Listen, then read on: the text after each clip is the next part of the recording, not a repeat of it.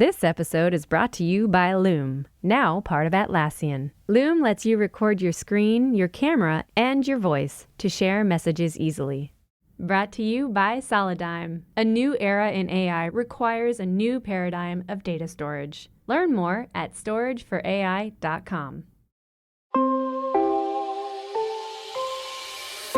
I think what ended up happening instead is it became this flashpoint for people saying, actually, in many ways, we don't really understand how these systems are making decisions. And that puts job candidates in a really vulnerable place because they might think they're getting treated fairly by an algorithm, and instead, they're actually getting excluded potentially on the basis of their gender.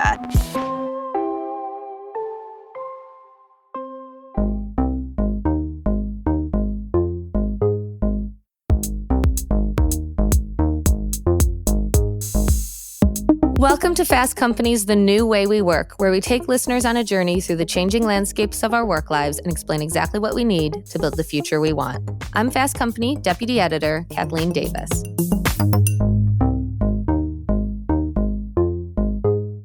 For years now, there has been much hand-wringing over how artificial intelligence will impact our jobs. From the base fear that we will be replaced by robots to the more pressing and realistic anxiety that we'll have to learn new skills and adapt the way we work. Over the next several weeks, I'll be exploring how AI is already changing our jobs and what we can expect in the future, both the good and the bad. And what better place to start than how you get a job? AI has been used in hiring for many years. Anyone who has ever wrangled their resume into an applicant tracking system has experienced the frustrations of distilling your humanness for a keyword-focused bot. But that's just scratching the surface. Already, a quarter of employees use some form of AI in their hiring process, and according to some estimates, nearly 70% of companies will be using AI tools to hire by the end of this year. It's no surprise that AI in hiring is attractive to employers. It can make what's often an overwhelming and time-consuming process much more efficient. But for job seekers, this can make an already opaque hiring process more difficult to navigate. And now, as artificial intelligence becomes more sophisticated and widespread, it won't stop there. Even the interview, often the most human part of the hiring process, is being outsourced to bots. So how can job seekers prepare for these changes? What should companies and hiring managers consider before implementing new technology? To answer those questions and break down exactly how AI is being used in all stages of the hiring process and where the technology is going in the future is Dr. Kerry McInerney. She's an AI ethicist at the University of Cambridge, and she's also a BBC contributor and host of the Good Robot podcast and editor of a related anthology on feminism and technology. Kerry, thank you so much for being here. Thank you for having me. I personally love that your work focuses on technology and feminism, which seems like such a unique but necessary lens, especially considering that many of the makers of AI tools are men. Can you tell me a little bit about what you do? Yeah, absolutely. And so I'm a researcher at Cambridge, and I spend pretty much all my day job just diving into issues like AI and hiring to think about how is AI going to reshape our daily lives. And so that means sometimes thinking about how AI impacts things like the hiring process, but also can involve really big questions around, for example, like how AI is shaping international politics. And sometimes those things collide. So for example, just very recently, President Trump sadly scrapped the AI Bill of Rights. And I think that really emblematizes this current clash between big sort of international domestic political events and then these very granular small ways we encounter AI in our everyday lives and the kinds of legal protections we do or don't have from them. And so for me, feminism plays a really central role in this because I came into the field of AI ethics in part because I was really interested in how AI was going to intersect with existing systems of discrimination around gender. So one of the big case studies that drew me into this was Amazon trialed a hiring tool, a CV reader, that was shown to systemically discriminate against female candidates. And I think this was not only a red flag to a lot of people thinking about bias and discrimination in hiring when done with AI. But, I think it was really telling that it was specifically a question about gender and the way that certain kinds of gendered expectations get reproduced by technology. That's so fascinating. And I think as you were talking, it made me think about how a lot of the AI that we encounter in our lives, we don't even know about. And having an AI Bill of Rights, having somebody who focuses on AI ethics protects, I think, people who are encountering these products and don't even know it. And so when you bring up the Amazon example, how was it discovered that it was discriminating against women? Yes, so this was a really interesting case because the tool was still in a beta, I believe, at the time. Like it hadn't actually been publicly released. So I think that this must have been an internal study by Amazon. And it received really, really bad publicity in press. And so it actually ended up with the tool being scrapped entirely. And so, some people maybe would say, well, actually, like, was that really fair? Should it have been given more time to develop and to try and work those discriminatory aspects out of the process? But I think what ended up happening instead is it became this flashpoint for people saying, actually, in many ways, we don't really understand how these systems are making decisions. And that puts job candidates in a really vulnerable place because they might think they're getting treated fairly by an algorithm. And instead, they're actually getting excluded potentially on the basis of their gender. And so I think, it really just like raised a lot of questions for people who were starting to experience a lot of these tools firsthand and maybe hadn't seen the kind of public conversation around them that they wanted to have.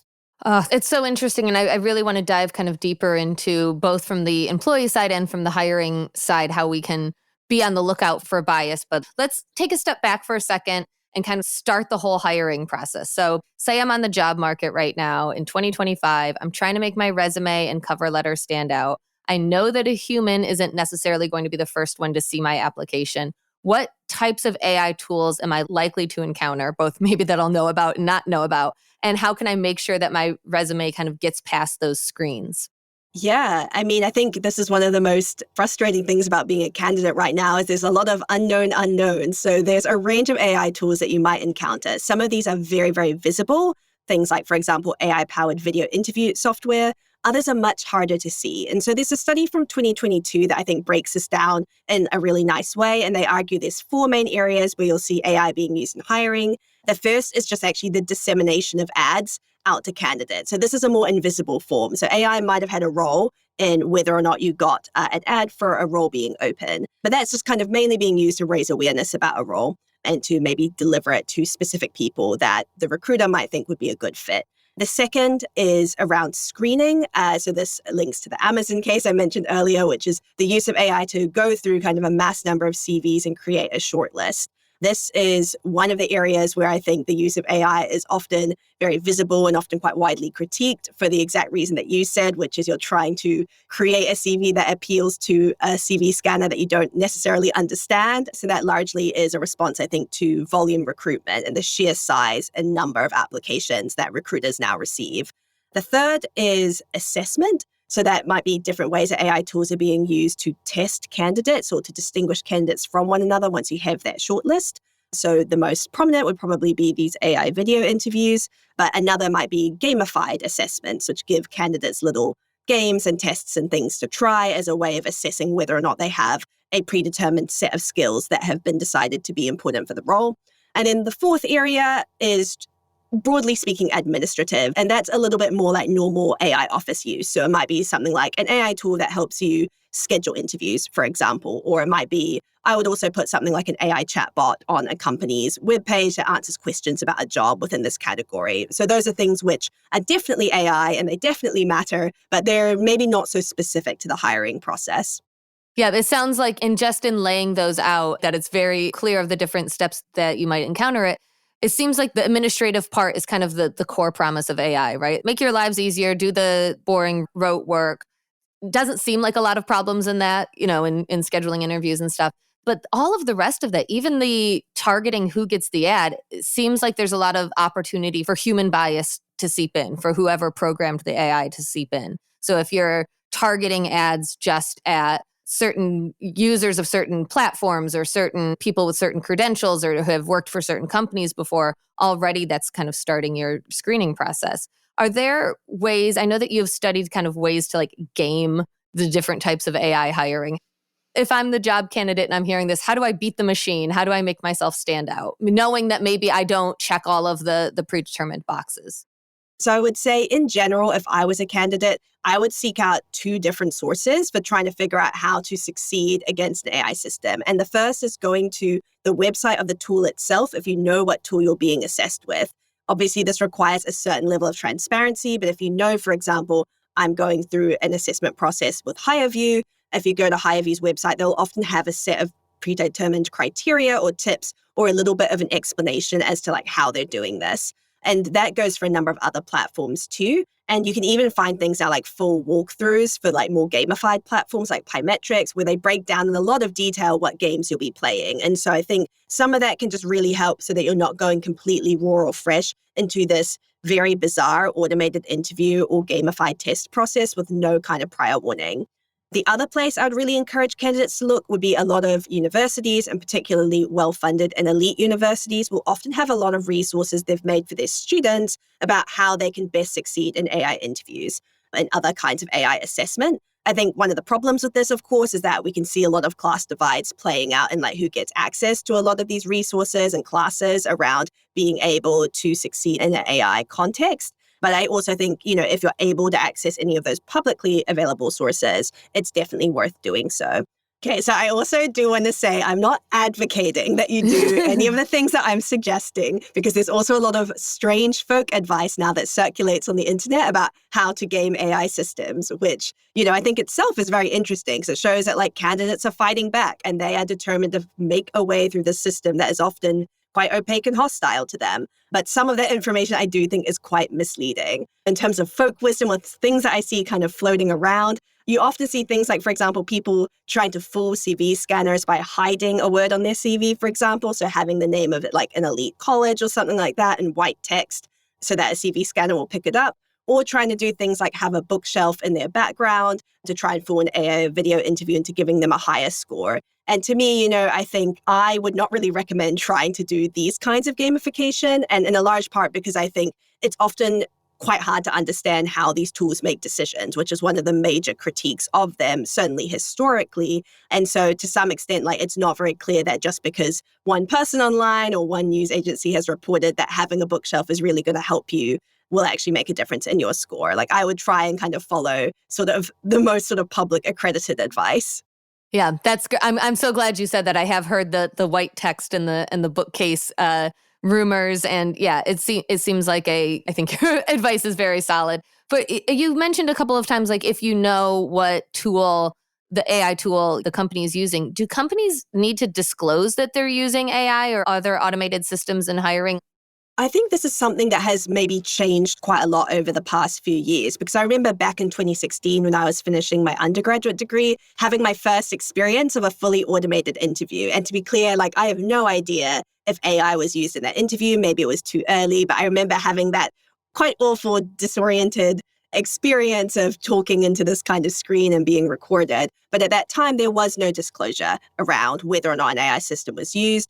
Fast forward to 2020, 2021, and, as part of this research, I went through a company's AI hiring procedure, and they most definitely did disclose that they were using AI in part of their hiring process. And now in a lot of different jurisdictions, there are increasingly requirements on providers and users to say when, AI is being used in something like hiring. And so, for example, under the EU AI Act, kind of transparency around whether or not an AI tool is being used is now required. That being said, of course, disclosure is really important. At the same time, one critique that's made of this kind of the need for disclosure and transparency is that it's so important to know if you're being processed by AI, but it might not necessarily still give candidates that many more options. And so what does it mean to actually be able to empower candidates to decide whether or not they would like to be processed by AI versus just knowing that there is AI there?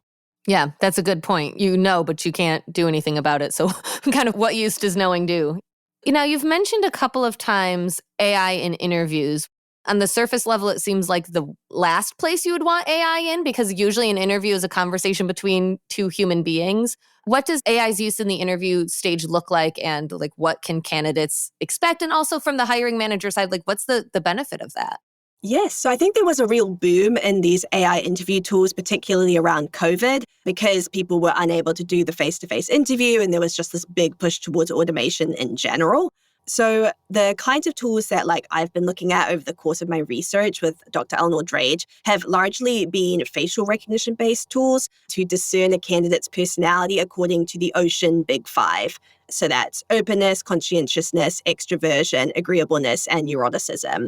And so this is a really controversial technology. It's one that there was a lot of hype around in 2020 to 2021. There was this idea that AI could provide you with a more objective assessment of a candidate and sort of reveal their true personality to you. But at the same time, I would argue, as many other AI ethicists did, that these tools are just pseudoscience, which is it's actually just not possible to discern someone's personality from their face. There's a strange kind of physiognomic logic to that. But also, it's not really necessarily clear that even if the tool could do this, that the Ocean Big Five is even a good measure of whether someone's a good fit for a job. So I'd say compared to something like scheduling interviewing with AI, like the more administrative tasks, this use of sentiment analysis, facial recognition in these interviews, was already, I think, quite morally, ethically, and just scientifically suspect. And it does feel like, just as you're talking about, facial recognition, like so many red flags go up in my head, especially, when we've talked about bias in hiring before, and even a lot of the conventional wisdom about what humans should look for in an interview really is based on so much biased assumptions. You'll hear things like if the candidate makes a lot of eye contact or avoids eye contact or something like that. And that can be something that people with autism maybe don't make a lot of eye contact during an interview. Does that mean that they're not a good candidate? Absolutely not. But when that sort of human bias, then it sounds like with the AI systems is even kind of more amplified and even more black and white and no kind of room for nuance in the same way that, if you're scanning just keywords, you miss those people that maybe have non-traditional backgrounds and you're really kind of hiring more of the same, hiring in a very narrow profile. Is that what you found? Definitely. And I think, there's so many direct and indirect ways that this manifests, because even in the most simple forms of automation, I remember talking to a human resources employee, and she was talking about the way that if a candidate just needed a few more seconds or a little bit more time in an in-person interview, she could just give them that time. And she could say, actually, I can see that you just need this moment more. Whereas with a preset timed AI interview, you can't do that. Like, you don't have that level of discretion.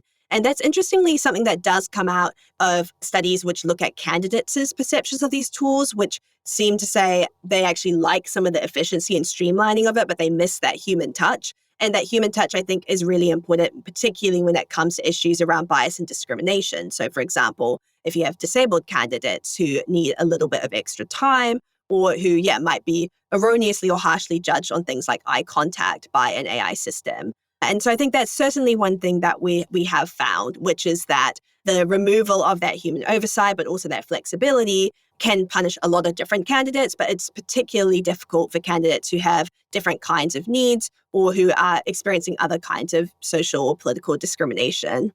We've been maybe understandably focused on the drawbacks. Are there any benefits for AI use in kind of all these different stages of the process? I think that, the obvious one is efficiency, but we talk a lot about human bias. We will have, and especially in the interview process and in the hiring process, it's like, oh, this is the type of guy I want to get a beer with. This is, oh, we went to the same college. People that hire more people who remind them of themselves, and that kind of perpetuates the homogeny in companies. Can AI help with bias in that way? Yeah, so I think, one of the reasons why these tools are really attractive is because a lot of our human hiring doesn't work. And a lot of people, unfortunately, as candidates, have really bad experiences in the hiring process. And that is not to knock the very hard work of human resources professionals who I'm sure themselves would say, yeah, actually, there's just a lot of fundamental problems.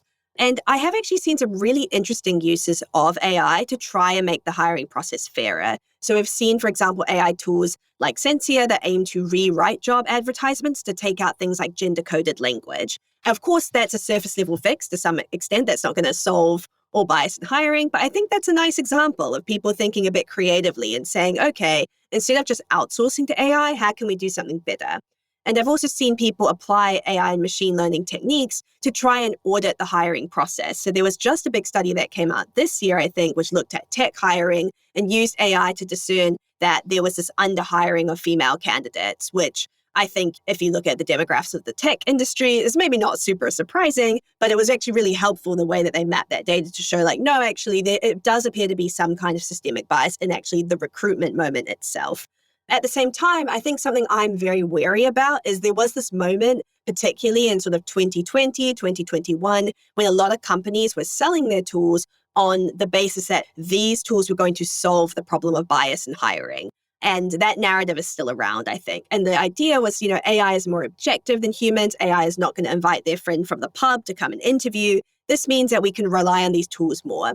But the issue that you described of are we just going to hire more of the same is also something that gets embedded into AI tools. And, I think there was a study which talked about the fact that the biggest flags with one tool for having your CV selected was playing lacrosse or being called Jared. And obviously, there's a lot of gendered and class and racial things all bound up in that. But I think it shows, which is like AI also, has the same problem, which is they're programmed and they're trained to find an ideal candidate. But their ideal candidate is based on previous employees and how previous employees have been seen or not seen as ideal candidates. And so inherently, they're going to reproduce that ideal. Loom helps your team have fewer, better meetings. Use video messages to share quick context or feedback between meetings. And add Loom AI to your calendar for instant meeting notes and recordings. Try Loom today at loom.com. That's LOOM.com. An outdated approach to data infrastructure could be the thing that holds back a company's AI ambitions. The new era of AI requires a new approach to data storage. From the highest capacities to the highest performance, Solidigm solid-state storage solutions are optimized to meet the complex data demands at each stage of the AI data pipeline, all with a smaller footprint and incredible energy efficiency. Learn how Solidigm can help businesses achieve their AI ambitions at storageforai.com.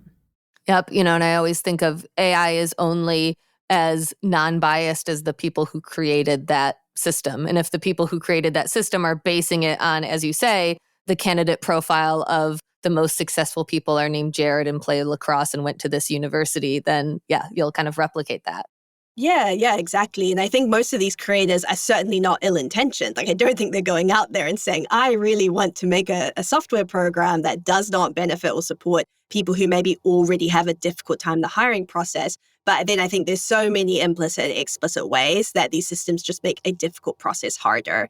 I am a hiring manager and I am kind of a skeptic of the effectiveness of AI, and I really don't want to miss the best candidates because, as you say, a lot of times I will look at a resume and I'm like, I'm not sure. And then I'll read their cover letter and they do a beautiful job explaining why their experience, what their connection to the company and the work is. And that humanness does put them over the edge, and that nuance would not be caught by AI. And so I read all of the cover letters and resumes. I think I might be in the minority there, but assuming that I'm not the only person left in the world that's doing this, how can a candidate write for both a human and an AI system?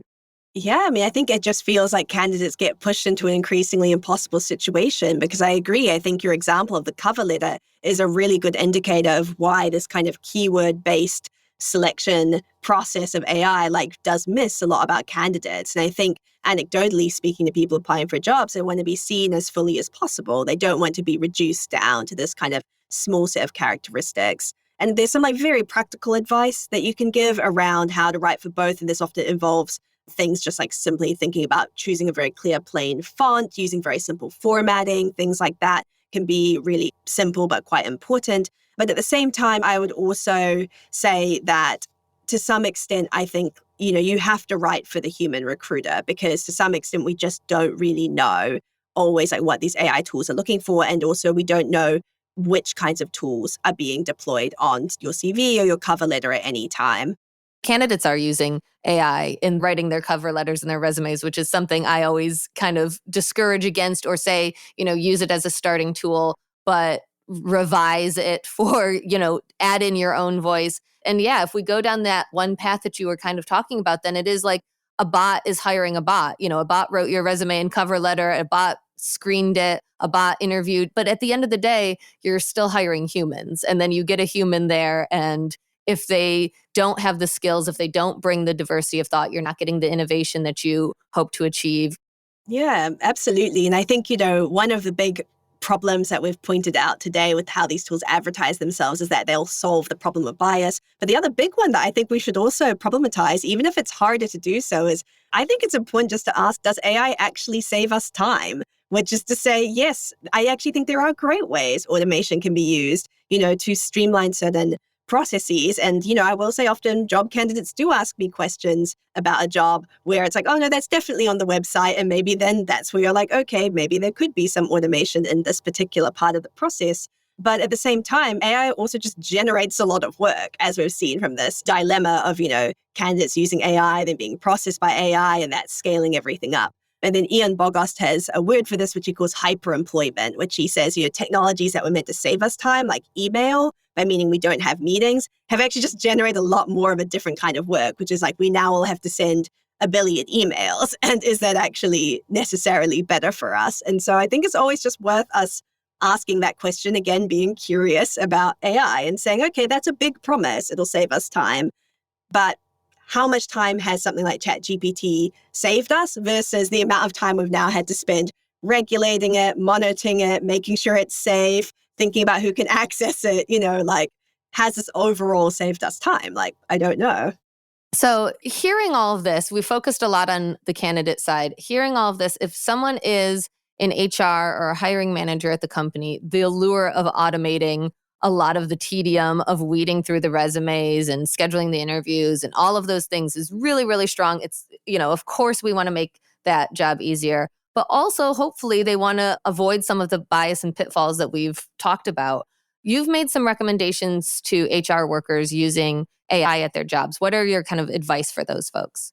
Yeah, a lot of the advice that myself and my co-authors have made have often been around trusting HR experts as domain expertise. And I think something that's really come out looking at these tech companies is a lot of them are made with good intentions, but it's very unclear to me they're made in conjunction with HR professionals, because a lot of the criteria they use or the functions they claim to serve to me seem really out of step with maybe what people who are hiring are actually looking for. And so a big thing that we advocate for is saying, trust your domain expertise and don't be sucked in by a lot of the AI hype that tells you a tool can do things that you think actually sound really impossible. And so a lot of that, I think, is empowering people to be able to just ask questions when it comes to things like procuring an AI tool. So if higher ups are saying like, wow, we think that this new gamified assessment tool is absolutely the best thing since sliced bread, and we think it's going to make us look really whizzy and cool and high tech, then I think that's a really good time to come in and say, oh, well, what do these tests measure?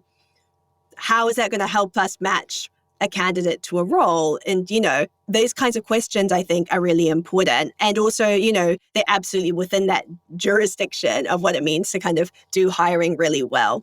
One really big thing that I think is important, I think especially in this moment now, because there's just a huge emphasis on AI literacy, which is very, very important. But I think sometimes the way that these tools get talked about in sort of these hyper-technical ways can make people feel like that they can't ask those questions, or they're scared of looking silly or ignorant if they ask them. And actually, I think it's really important to ask those questions, because any tool that is worth its salt should have scientific backing and should be able to show how it is actually going to achieve the things that it says it can achieve. That's such a great answer. I'm so glad you said that, because it sounds like the best skill to have in using AI with hiring is such a uniquely human skill, which is critical thinking and asking questions and questioning things, and not just kind of accepting on the surface of like, this will make things better. They say it'll eliminate bias, so I'm sure it will, of like asking the tough questions. Yeah, absolutely. And I think just this attitude of genuine curiosity. I think people are often really scared of being labeled Luddites, and I'm certainly can be very techno-skeptic, as you can probably tell. That is also my job, I guess, to be fair. But at the same time, I think rather than saying, oh, I'm scared of coming across as really anti-tech, and I think there's a lot of age and gender dynamics. Older women already experience a lot of discrimination, trouble in the workforce. I can imagine if you're in that position, you're also maybe not particularly keen to come out and say, I'm against this particular kind of technology, but kind of then framing it instead as this curiousness as, well, actually, what does this do? Like, I'd be really interested to know, like, how does this fix or solve the problem of bias? Like, those questions can be really important. I also think that people can ask those questions from a position of strength because there has been really good research showing that some of these tools actually really overpromised and underdelivered, which is something we see across AI in a lot of different domains. But take HireVue, for example, which is a firm I mentioned a lot. This firm was very much the leader in AI video interviewing, including the sentiment analysis I mentioned earlier. And in 2021, after an audit by the AI ethicist Kathy O'Neill, they actually discontinued that function. And I'm assuming it's because O'Neill auditing came back and said there's actually just no basis for doing this and it's not ethical to keep doing it. And so I think, if similar tools are being suggested, then people can again ask those curious, scrutinizing questions with the knowledge that this is not a niche or a really weird view to have. So looking forward, it's so hard to predict the future, but looking forward in a couple of years, 5 years, how do you think hiring will change overall? How do you think it will change and how do you hope it will change? Oh, I love that question. I think in terms of how I think it will change, I think if we keep going down the same trajectory we're going down now, my slightly more pessimistic answer is I think we're just going to keep ending up with this bizarre scaling of everything. And I say that, again, not as someone who is an expert in hiring, but more on the tech side, which is I think we just end up with this proliferation of platforms by which to find candidates, this proliferations of AI tools that people use to write cover letters and CVs. Then there's proliferation of tools that are used to process these CVs and cover letters on the other side. And I think this is maybe one of the sad paradoxes of AI hiring is it promises to save us all this time, but it's actually part of this other bigger problem, which is everything just gets scaled up. And then we need more tools to kind of solve the problem that the old tools created. So that's one route I could see us going down. I hope that's not the route that we go down. What I would like to see us go down more instead is some of the regulatory protections and moves that are being introduced are really positive as well in taking us in this direction. But I think, just a lot more critical scrutiny over the integration of technology into the hiring process and a lot more questioning of, what do we actually want to achieve with hiring? Is it that we want this process to be as inclusive and fair as possible? And is technology going to help us do that?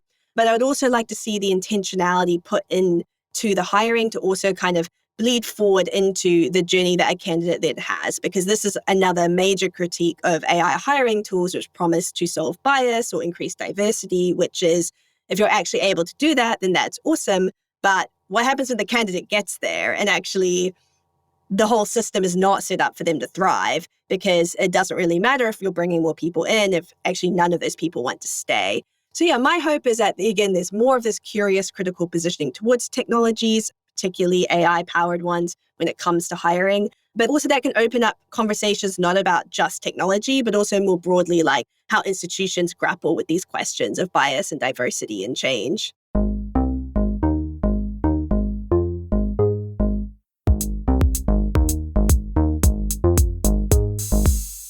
For more on how AI is changing hiring, check out the show notes for related Fast Company articles.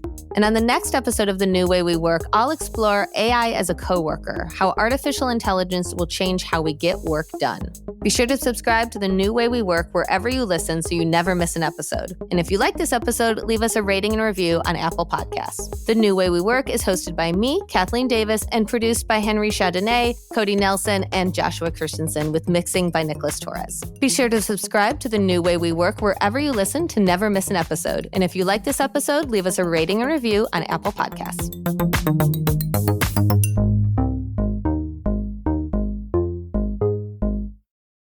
Save time, communicate better with your team, and get more done with Loom.